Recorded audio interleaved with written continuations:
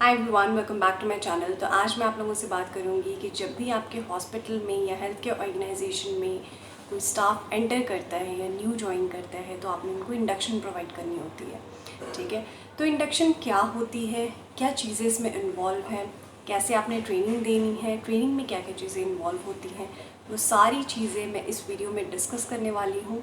तो वीडियो को एंड तक देखिएगा, स्किप बिल्कुल भी मत कीजिए, क्योंकि कुछ भी चीज़ अगर आप स्किप करते हैं तो वीडियो और इन्फॉर्मेशन दोनों अधूरी रह जाएंगी। ठीक है, तो वीडियो को एंड तक देखिएगा। उससे पहले मैं आपसे एक चीज़ बोलना चाहती हूँ कि मेरे चैनल की अगर आपने मेंबरशिप लेनी है तो आप ज्वाइन बटन पे एक बार क्लिक कीजिए। डिफरेंट लेवल्स आपको मेंबरशिप के नज़र आएंगे, उसमें डिफरेंट पर्क्स भी हैं, तो चाहे तो आप उसको ज्वाइन भी कर सकते हैं। तो चलिए आज का वीडियो शुरू करते हैं।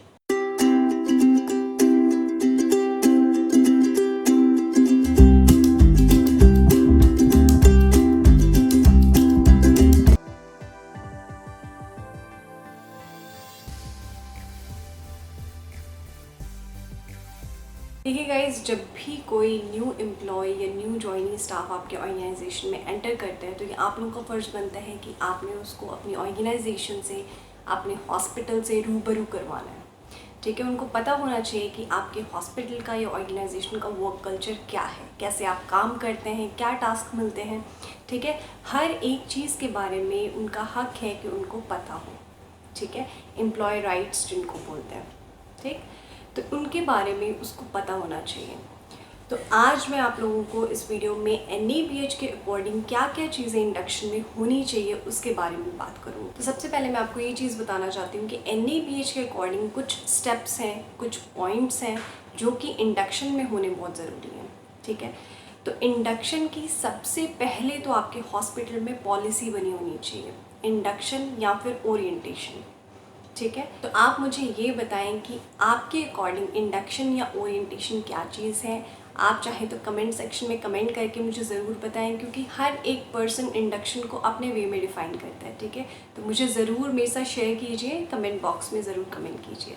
ठीक है, तो आपकी ऑर्गेनाइजेशन में सबसे पहले तो एक पॉलिसी बनी हो, इंडक्शन ओरिएंटेशन पॉलिसी। ठीक है, अगर आपने अलग से नहीं बनानी है तो आप एक काम कर सकते हैं, आप HR मैनुअल में ही अपनी पॉलिसी को इनकॉर्पोरेट कर लीजिए। ठीक है, अगर आप चाहते हैं कि आपके पास सिर्फ एक ही मैनुअल हो, अलग अलग चीज़ें ना हो, तो आप एक मैनुअल में हर पॉलिसी इंक्लूड कर सकते हैं अपने HR की। ठीक है, तो सेकेंड थिंग मैं आपको ये बताना चाहती हूँ कि इंडक्शन का टाइम पीरियड आपकी पॉलिसी में डिफाइन हो, क्योंकि हॉस्पिटल की पॉलिसी के अकॉर्डिंग ये चीज़ें प्री डिफाइंड होनी चाहिए। ठीक है, तो NABH ये कहता है कि जब भी कोई स्टाफ ज्वाइन करे तो उसके 15 दिन के अंदर अंदर उनकी इंडक्शन या ओरिएंटेशन हो जानी चाहिए। सबसे पहले तो मैं आपको ये चीज़ बोलूँगी कि जब भी आपके हॉस्पिटल में कोई न्यू ज्वाइनी एंटर करते हैं तो आप एक बार वर्बली उनको थोड़ा बहुत ओवरव्यू ज़रूर दें। ठीक है, इससे क्या हो जाएगा, उसको भी तसल्ली हो जाएगी और थोड़ा बहुत वर्क कल्चर उसको भी पता चल जाएगा। ठीक है, सेकेंड थिंग आप क्या कर सकते हैं, इंडक्शन की एक प्रॉपर ट्रेनिंग क्लास हो। ठीक है, तो मैंने अभी जस्ट आपको बताया कि विदिन 15 डेज़ के अंदर उनकी ट्रेनिंग हो जानी चाहिए। ठीक है, तो ट्रेनिंग जो है आप PPT के फॉर्म में ले सकते हैं। ठीक है, आप पावर पॉइंट प्रेजेंटेशन बनाएं, उसमें क्या क्या चीज़ें इनकॉर्पोरेट करेंगे वो मैं अभी जस्ट आपको बताऊंगी। तो सबसे पहले तो आप PPT बनाएं, उसको डिलीवर करें।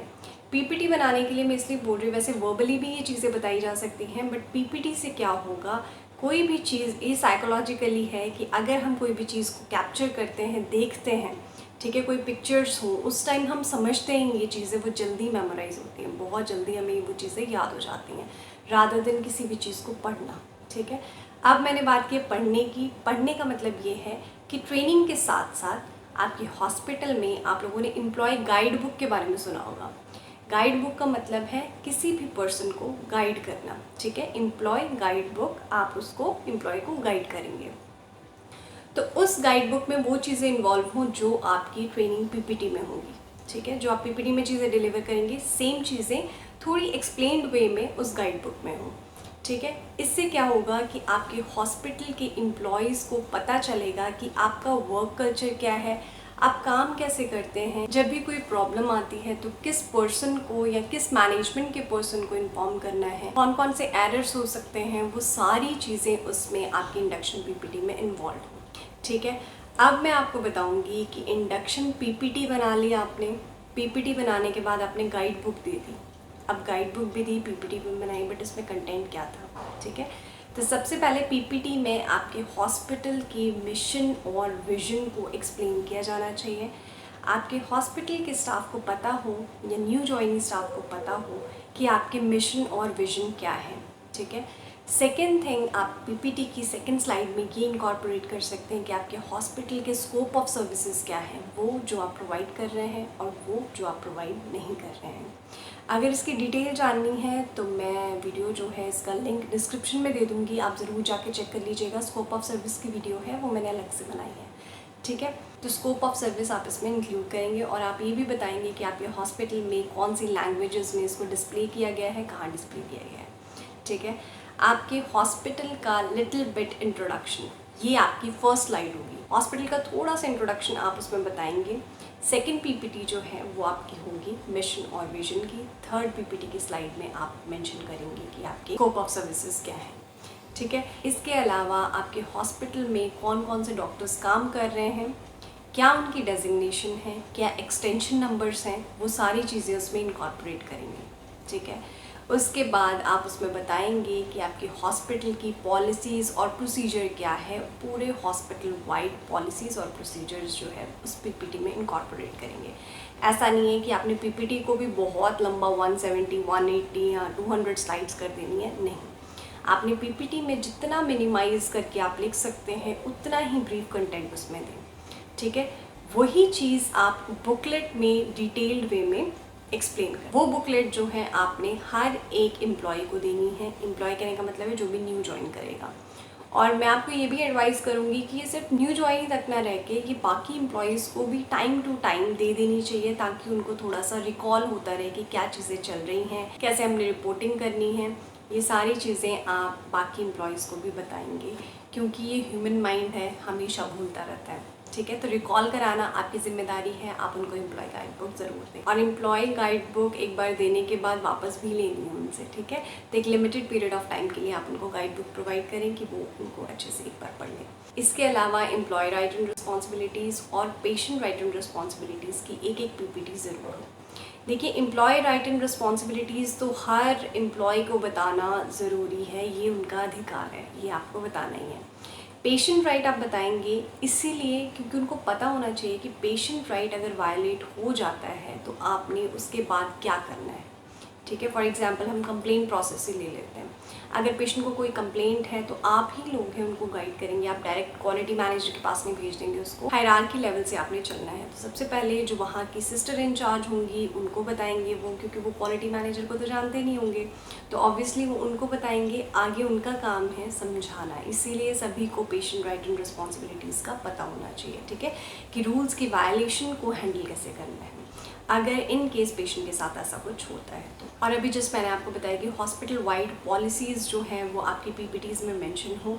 अगर आप उसको डिटेल्ड वे में देंगे तो आपकी 200, 250 जितनी मर्जी आप स्लाइड बना लीजिए उतनी बन जाएंगी, बट ब्रीफ फॉर्म में देना है।